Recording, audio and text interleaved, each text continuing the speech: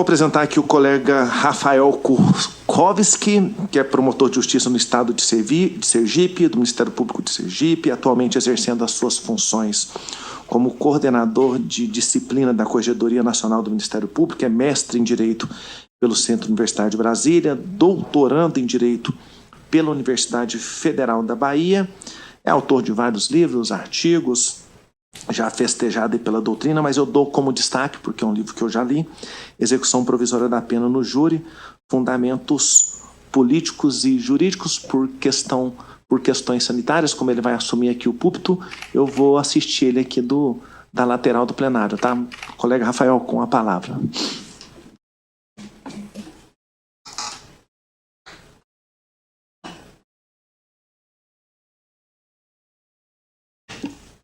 Olá, muito boa tarde a todos, aos colegas especialmente.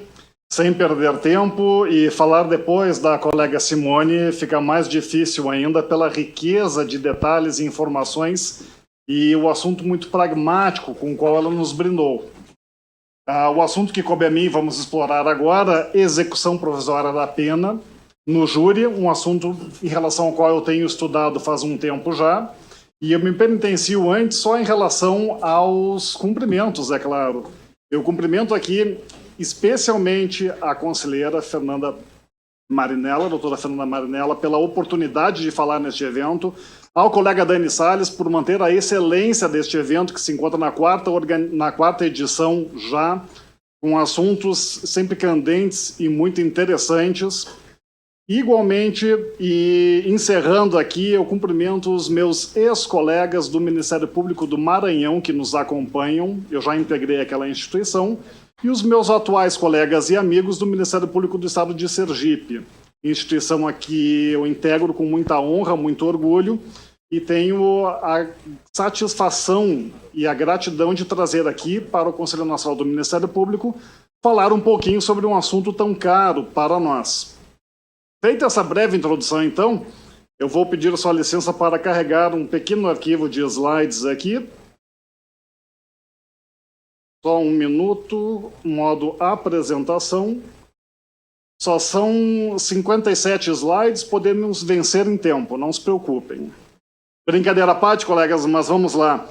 O título da palestra, então, trata da pena de 15 anos. Se essa limitação é constitucional ou não, em relação à soberania dos veredictos. Em razão do ataque à democracia de ontem, porque toda vez que se ataca, se critica o Tribunal do Júri, equivale a criticar e atacar a democracia, porque o que fundamenta o júri é a democracia, não nos esqueçamos, júri é um instrumento de democracia participativa que permite que o cidadão administre o poder judiciário diretamente, sem terceiros, sem intermediários, que são os juízes. Então, a crítica aqui ela é feita sob as vestes do cientificismo. O que significa isso? Sob o argumento falho de que tal questão é científica, ela trabalha apenas no meu campo e eu excluo todos os demais integrantes, todas as demais pessoas que não integram este meu grupo. O nome disso nada mais é do que cientificismo. E desde 1892, Rui Barbosa, na obra célebre dele, já colocou isso de forma muito tranquila quando escreveu sobre o júri. A decisão do juiz é melhor?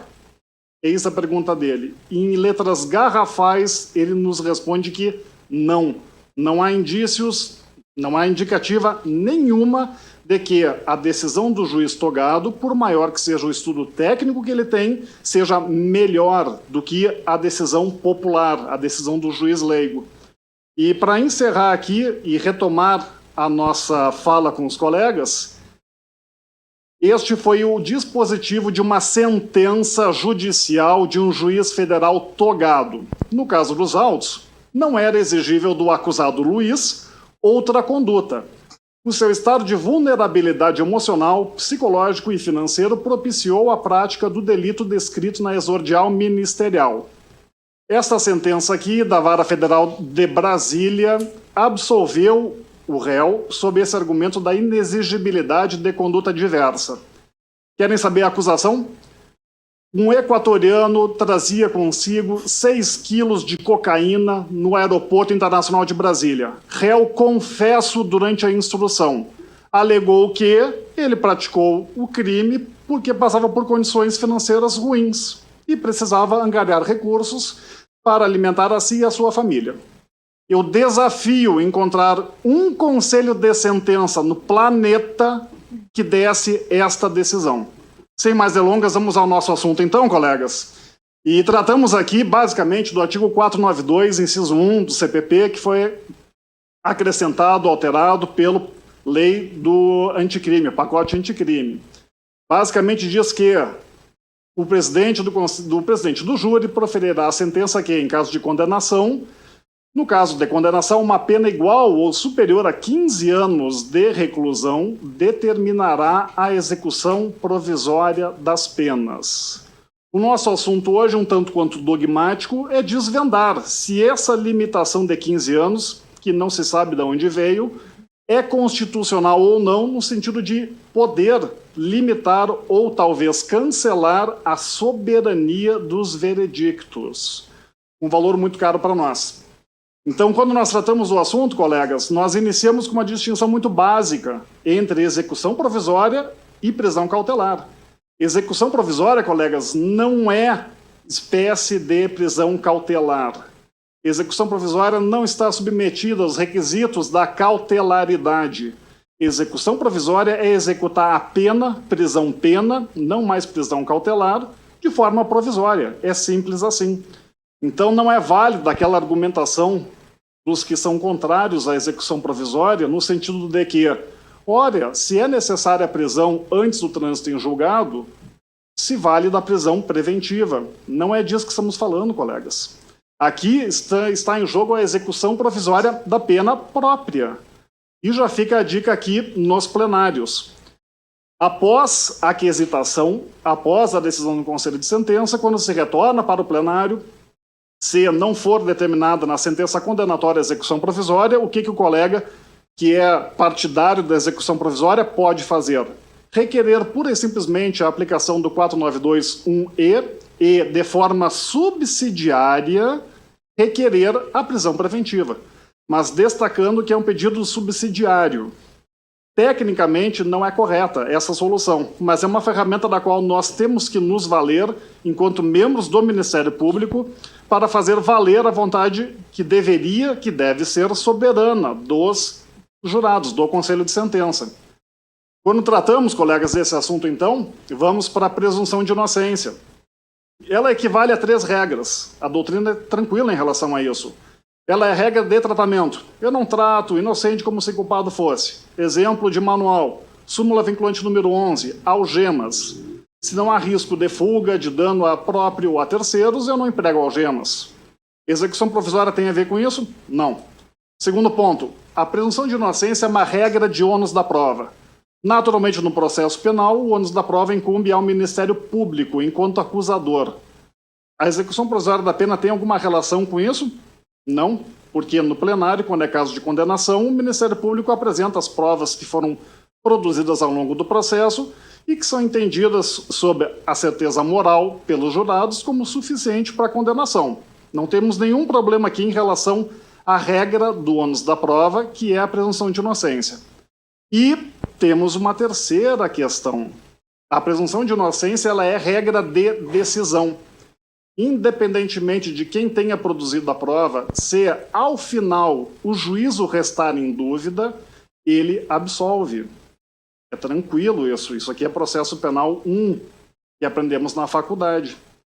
Pergunta, no júri, qual é o juízo que pode ter dúvida ou não para condenar ou absolver? É o juízo técnico? Não. É o conselho de sentença. Quando é que o conselho de sentença fala? Quando ele aprecia as provas e condena ou absolve. Este julgamento, ele é, e veremos na sequência, definitivo. Não há mais espaço para dúvida. E tanto não houve dúvida que houve a condenação. Logo, a execução provisória da pena não viola a presunção de inocência em nenhuma dessas 3 características, como regra de tratamento, regra de ônus da prova e regra de decisão. Prosseguindo sobre a culpa ainda, É essencial no tribunal do júri, colegas, entendermos quando é que se define a culpa. A culpa ela é definida a partir do momento em que eu não posso mais alterá-la, reformá-la. Reformá-la por questão de mérito. Anulá-la, juízo rescisório, é outra história. No júri, a partir de que momento a culpa reconhecida pelos jurados não pode mais ser reformada? Na exata decisão do conselho de sentença. Em caso da interposição de apelação ou os recursos subsequentes, não há espaço para reformar a decisão dos jurados. Há espaço para rescindir. A própria anulação por decisão manifestamente contrária à prova dos autos não é mérito. É questão de direito, é questão não equivalente a uma preliminar, mas é questão estritamente processual que implica rescisão, anulação e não reforma.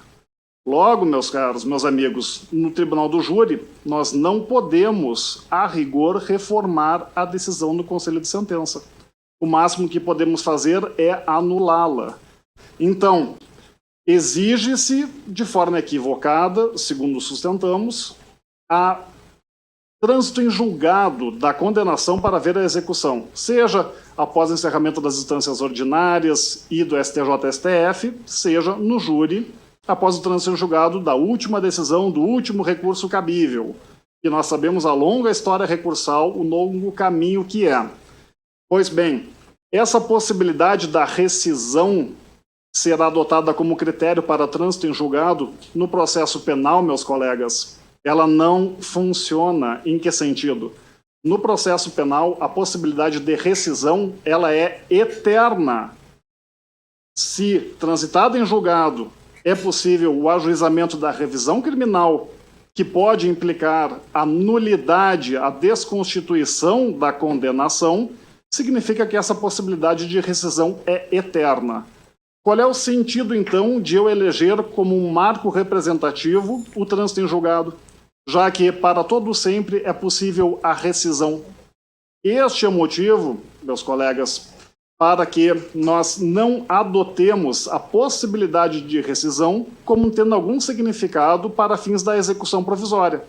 Adotemos um outro critério que tenha pertinência. Este não serve. Já ouvimos.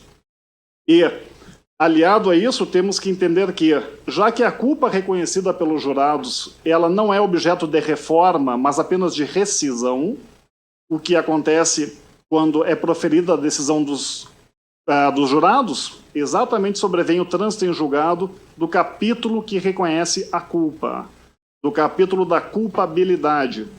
Não nos esqueçamos aqui que o capítulo da sentença é qualquer divisão que se extrai a utilidade da sentença. O STF entende que é um capítulo da sentença, por exemplo, aquele comando. Certificado de trânsito em julgados, peça-se o alvará, o mandado de prisão. Este é um comando, é um capítulo da sentença para o STF. Quando predominou ali pelo 2016, 2017 a execução provisória, quando na sentença condenatória se fazia essa previsão, transitar em julgados, peça-se o mandado de prisão, e o membro do Ministério Público não recorria contra este comando, o que alguns ministros do STF entenderam? Que aquele capítulo transitou em julgado, já que não houve a interposição de recurso por parte do Ministério Público, tinha que obedecer aquele comando judicial, independentemente de qualquer questão, esperar o trânsito em julgado. Então, de acordo com a nossa fundamentação, sobrevém o trânsito em julgado do capítulo da culpa. Sem novidade nenhuma até aqui, e vamos agora para o âmago da questão. Falou-se tanto em democracia, fala-se tanto em democracia no Tribunal do Júri. Na manhã de hoje se falou que a Constituição, a lei em geral, não contém palavras inúteis. E quando nós analisamos o termo soberania na Constituição, nós constatamos que ela emprega esse vocábulo em 8 passagens. Como direito, principalmente como direito político, no artigo 14, como fundamento da República, no artigo 1º, e como soberania dos veredictos, no artigo 5º. A própria decisão do STF não é qualificada de soberana pela Constituição. Então, pera lá, nós temos que empregar um significado útil para esta palavra. porque a lei não contém palavras inúteis. Então temos que imprimir um significado forte. Nesse sentido que nós verificamos a soberania, em um primeiro momento, o que ela preserva? A capacidade, a competência decisória do jurado. Em que sentido? A soberania nada mais é, no primeiro momento, do que a impossibilidade de o juiz técnico reformar, substituir no mérito a decisão do juiz leigo. Se eu, leigo, se a minha decisão de juiz leigo pudesse ser reformada por um juiz técnico, ela não seria soberana, é claro. Só que soberania é mais do que isso, não é apenas isso. A minha decisão, ela é soberana se, não obstante a Constituição diga que ela é soberana, ela só será cumprida depois que o juiz técnico julgar o último recurso da face da terra cabível contra a condenação? Bom, se tiver essa limitação, é uma soberania de Araque. Soberania, no sentido literal, ela não é. Porque soberania, para qualquer dicionário, a etimologia é um poder soberano, supremo, em relação ao qual não há nenhum superior. E se existe um poder superior que limita a minha soberania exigindo o trânsito em julgado, de soberania não se trata. Por isso que fica a pergunta. Decisão que não pode ser cumprida imediatamente é soberana? Claro que não, meus amigos. Não há como sustentar isso. Em prosseguimento, e aqui passamos para a importância de uma decisão, meus amigos, meus colegas, que atualmente tem sido um pouco sonegada no processo penal e não explorada na sua amplitude máxima. Refiro-me à pronúncia. E o fundamento aqui já foi escrito, eu tive aqui, faço uma autopropaganda, o livro que será lançado agora no segundo semestre não tem fins lucrativos. Eu tive a honra e a sorte de ser convidado e de ser aceito como coautor do nosso colega do Rio Grande do Sul, Eugênio Paz Amorim. O Eugênio ele desenvolve uma linha do efetivismo penal, que é um termo cunhado por ele, e sob esta ótica do efetivismo penal é que nós construímos esse pensamento sobre a pronúncia que será exposto agora. É um tanto quanto simples. Só ocorre a pronúncia, meus amigos, se e quando existe viabilidade condenatória. Isso que deve ficar claro. Não se faz pronúncia na dúvida, não se faz pronúncia na sorte, não se faz pronúncia para jogar com a liberdade do réu. A pronúncia ela reconhece uma chance de ele ser condenado segundo o critério da íntima convicção do jurado. Logo, quando ocorre a pronúncia, muito tecnicamente, aqui fica mais dogmática a explicação, quando o artigo 413, parágrafo 1º, fala sobre os indícios suficientes de autoria, os indícios aqui referidos, meus caros, não são indícios enquanto elementos de prova, que estão conceituados no CPP. Indícios aqui é uma forma de o constituinte, de o legislador infraconstitucional ter respeitado a soberania e a competência dos jurados. Em que sentido? Pode o juiz da pronúncia reconhecer que um elemento é prova ou não? Não. O juízo não pode fazer isso, porque essa é competência do jurado. É o jurado que vai analisar aquele elemento e valorá-lo como prova ou não. O máximo que o juiz pode fazer da pronúncia é reconhecer se aquele elemento foi produzido em respeito ao contraditório e ampla defesa devido ao processo legal. É por isso que o artigo 413, e ele foi muito sagaz aqui, o legislador, diz isso. A fundamentação da pronúncia limitar-se-á à indicação da materialidade. Percebam, não é indicação da prova da materialidade. Se aqui era a prova da existência do homicídio, o juízo pode reconhecer. Não obstante, na prática, muitas vezes o juízo reconheça comprovado o homicídio, os jurados podem negá-lo. Por isso aqui não se fala indicação da prova da materialidade, e sim apenas indicação da materialidade e da existência de indícios suficientes de autoria. Esses indícios, reitero, são uma preservação da competência do juiz natural, que são os jurados, para decidirem se aquele elemento é prova ou não e é suficiente ou não para condenar. Então, quando sobrevém a pronúncia, meus caros, o que acontece? O juízo da pronúncia assegura que existe, no mínimo, uma vertente probatória suficiente para condenar. E mais, quando se interpõe rese, o recurso em sentido estrito, e esse recurso é desprovido, nós temos no mínimo mais 2 juízes togados, desembargadores, que também reconhecem a suficiência dessa vertente probatória. Logo, a pronúncia reconhece que existe prova, uma vertente pelo menos, o suficiente para condenar. Então, no caso concreto, uma vítima, uma testemunha. A vítima, depois que é inquirida, ela falece, por alguns motivos, não interessa o motivo, antes da realização do plenário. A única testemunha presencial desaparece, e nós nos enfrentamos com essa situação todo santo dia em tribunal do júri. Mas a prova gravada, a inquirição gravada em áudio e vídeo, é prova, tanto que ela é reproduzida no plenário, não é impugnada porque não há motivo para tanto, e os jurados podem condenar. Se o condenarem, o farão com base nesta prova. Então percebam que a única maneira de a decisão condenatória ser manifestamente contrária à prova dos autos ocorrerá em que circunstância?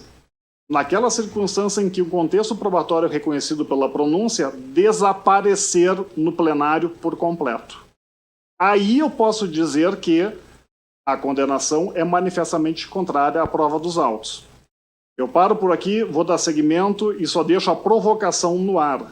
Este entendimento e raciocínio sobre a pronúncia, ele acaba esvaziando a apelação por decisão manifestamente contrária à prova dos autos pela defesa. Atentem, pela defesa, porque quando sobrevém a condenação, sempre existiu, no mínimo, uma vertente probatória reconhecida pelo judiciário como suficiente para a condenação. Então, agora vamos para o nosso assunto, retornar aqui, que é a positivação. Finalmente, o legislador infraconstitucional, com um retardo desde 1988, reconheceu que o júri é especial e que, como a sua decisão é soberana, ela deve ser executada provisoriamente. Nesse artigo 4921-E, cuja leitura foi realizada no início da fala, nós temos uma questão principal e uma acessória, colegas. Nós temos a principal, que é a execução provisória da pena, que nada mais é do que um prestígio, um respeito à soberania do júri. Por outro lado, nós temos um acessório. Um acessório que é a limitação inexplicável dos 15 anos da pena privativa de liberdade. Pois bem, pode o acessório limitar de tal maneira o principal de forma a esvaziar o seu conteúdo? De forma a cancelá-lo? É o que acontece quando a condenação, nos termos do 4921-E, é inferior a 15 anos. Neste caso, um mero aspecto quantitativo, quantum da pena, provocará o quê? O esvaziamento da soberania. Isso leva à seguinte conclusão. Por essa positivação, a condenação inferior a 15 anos de PPL, pena privativa de liberdade, não é soberana. E o raciocínio crítico que se faz aqui é o mesmo que existia em relação àquela excrescência, com todo o respeito, chamada protesto por novo júri. Bastava que a pena fosse superior a 20 anos para que eu rasgasse a soberania prevista desde 88 na Constituição e repetisse um júri sem motivo algum. Não tem cabimento.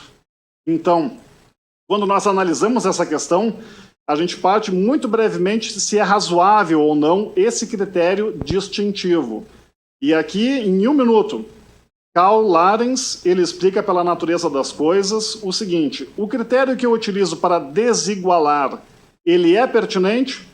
Se ele tiver pertinência, é razoável a distinção. Se o critério que eu utilizo para desigualar não é pertinente, a distinção não é razoável. Então, passemos para o tribunal do júri. O júri, o principal é a soberania. O acessório é o quantum de pena. Eu estabelecer o quantum de pena como critério para valer ou não o principal tem pertinência? Colegas, claro que não.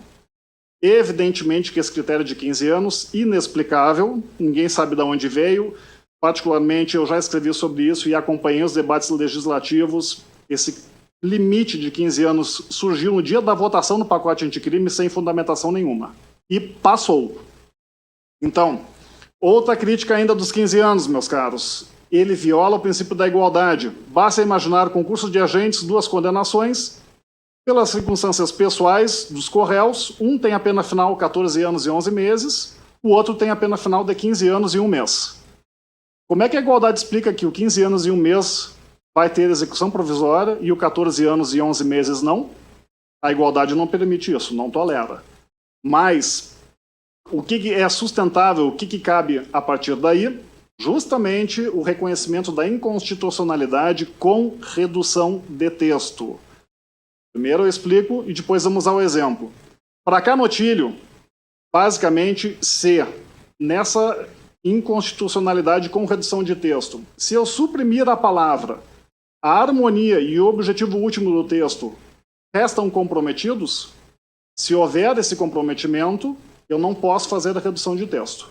Se eu preservar a harmonia e o objetivo, eu posso fazer a redução de texto. Muito bem, no tribunal do júri, se eu extirpar do texto o limite de 15 anos, eu comprometo o objetivo último? Não, porque esse objetivo é cumprir a soberania. E reclama, exige a execução provisória e imediata da pena. Eu comprometo a harmonia do texto? Tampouco. Então aqui a lição é de Barroso. Nem sempre a interpretação que resulta dessa técnica da inconstitucionalidade com redução de texto é a que se mostra mais evidente.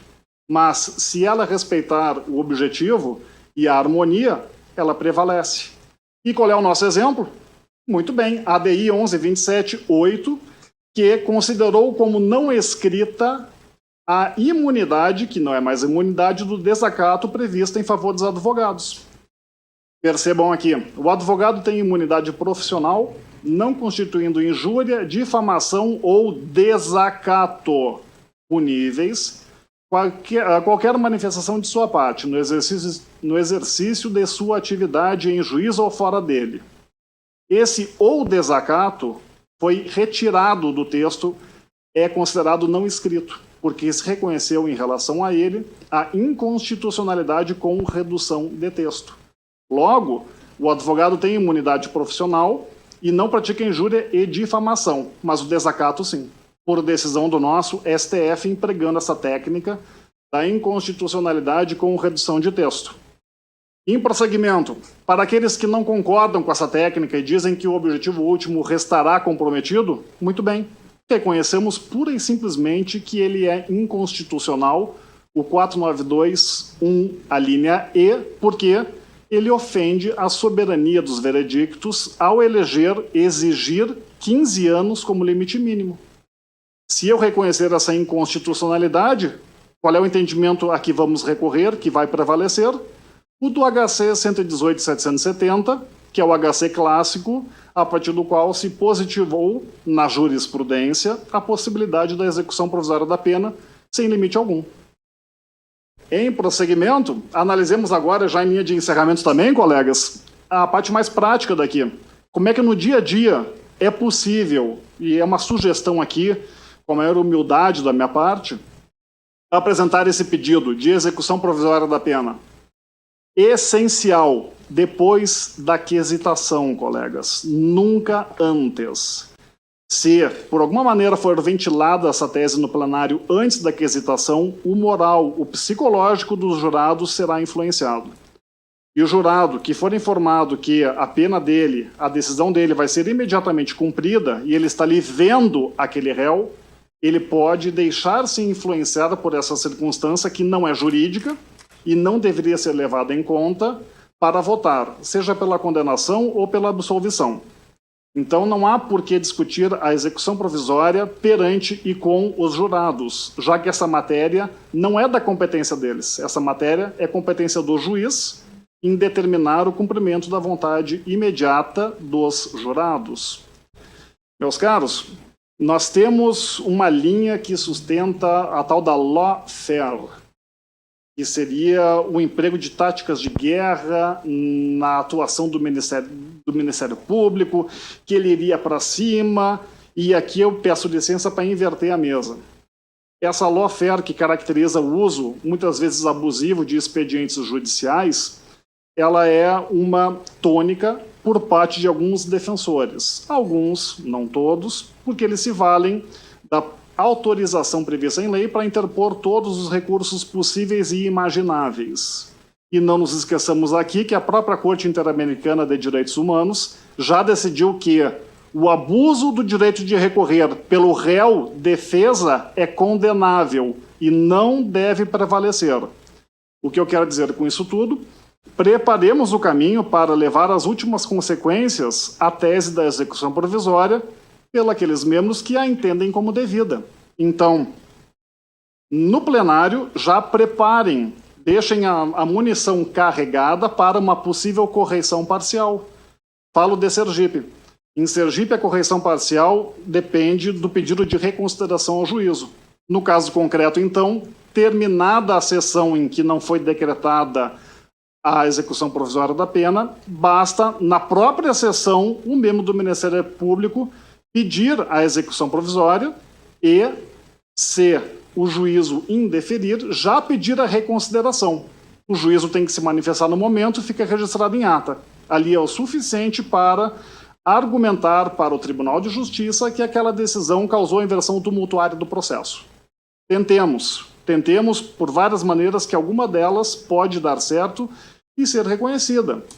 Nesse mesmo sentido, se não houver fundamentação para não decretar a execução provisória da pena, houve ofensa ao direito líquido e certo do Ministério Público, que representa a sociedade, para a execução provisória da pena.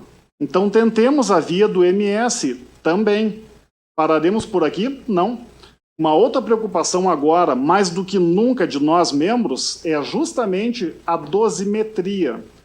Foi comentado hoje de manhã o resultado de um julgamento com 2 homicídios, qualificadoras, tortura com pena de 10 anos.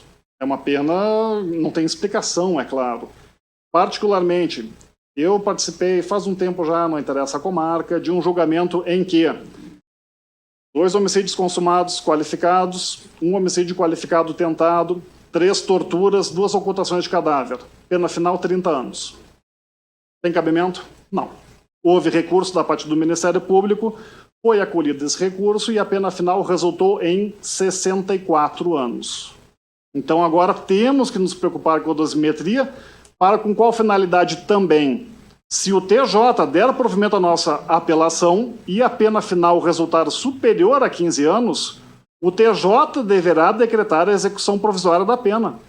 Aqui exigimos a máxima atenção do membro que interpôs o recurso para embargar a decisão, se for o caso, diante da omissão e não ter decretado a execução provisória, e exigimos e pedimos atenção máxima do procurador de justiça que atua perante a Câmara para, em questão de ordem, lembrar os desembargadores. A condenação final aqui, excelências, resultou superior a 15 anos. Eu quero pura e simplesmente o 4921, a linha E. Nós temos que começar a envidar os esforços nossos também para esses temas agora. Em linha de encerramento, colegas, será essencial acompanhar o resultado desse recurso extraordinário 1235340. É um recurso interposto pelo Ministério Público de Santa Catarina, a quem eu rendo homenagem, porque o Ministério Público tem que recorrer.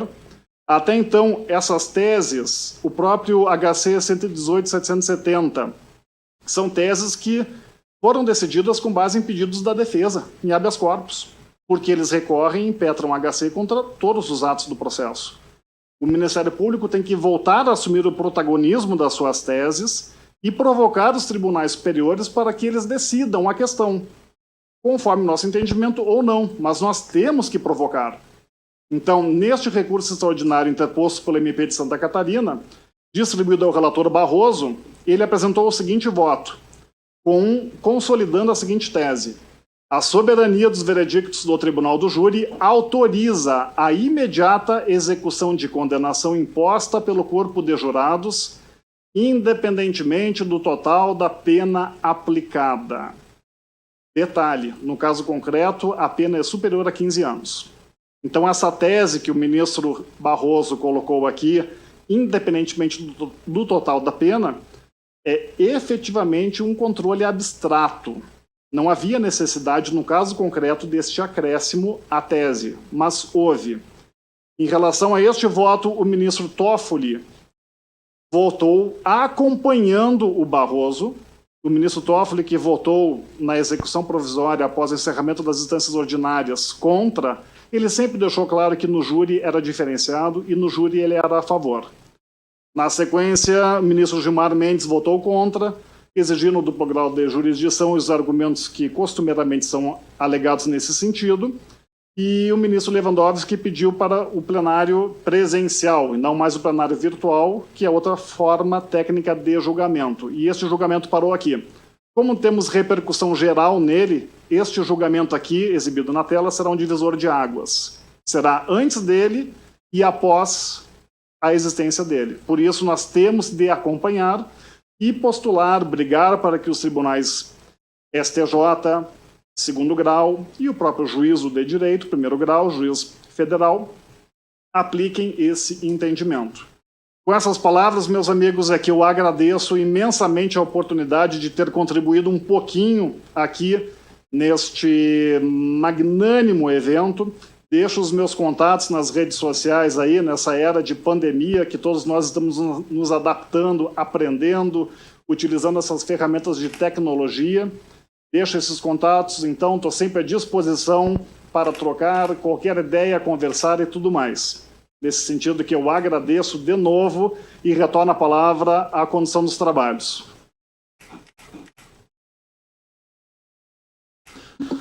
Colega Rafael, parabéns. A Marcélia ali acentuava a forma metodológica e cadente com que você expõe as ideias, é sempre muito elucidativa, tá? Queria te dar os parabéns, agradecer o contributo.